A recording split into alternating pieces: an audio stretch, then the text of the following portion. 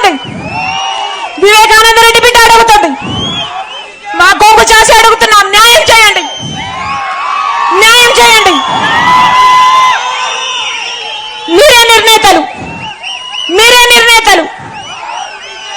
ఒకవైపు రాజశేఖర రెడ్డి బిడ్డ నిలబడింది, ఇంకోవైపు రాజశేఖర రెడ్డి గారి తమ్ముడిని వివేకానంద రెడ్డి గారి హత్య చేయించిన అవినాష్ రెడ్డి గారు ఇంకోవైపు నిలబడ్డారు.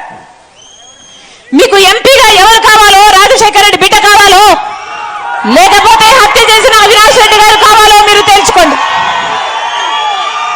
ఒకవైపు న్యాయం ఉంది, ఇంకోవైపు అధికారం ఉంది. ఒకవైపు ధర్మం ఉంది, ఇంకోవైపు డబ్బు ఉంది. మీరు ఏ వైపు నిర్ణయించుకోవాల్సిన సమయం వచ్చింది. నేను రాజశేఖర రెడ్డి బిడ్డను, నేను రాజశేఖర రెడ్డి బిడ్డను. పులి కడుపున పులే పుడుతుంది.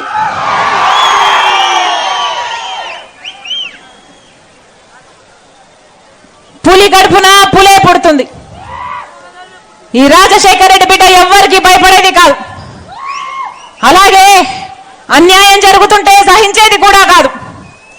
ఇక్కడ అన్యాయం జరుగుతుంది కాబట్టి ఒక హంతకుడిని మళ్ళీ గెలిపించకుండా, ఒక హంతకుడు మళ్ళీ చట్టసభలకు వెళ్ళకూడదని ఈరోజు రాజశేఖర రెడ్డి బిడ్డ ఈ నిర్ణయం తీసుకొని ఇక్కడ నిలబడింది. మీ రాజశేఖర రెడ్డి బిడ్డను గెలిపిస్తారో ఓడిస్తారో మీరే నిర్ణేతలు.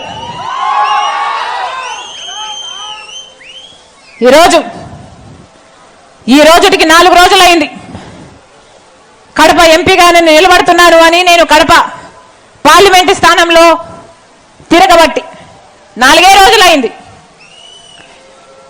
4 రోజులు అయిందో లేదో ఈ రోజు వచ్చిన వార్త, అవినాష్ రెడ్డి గారిని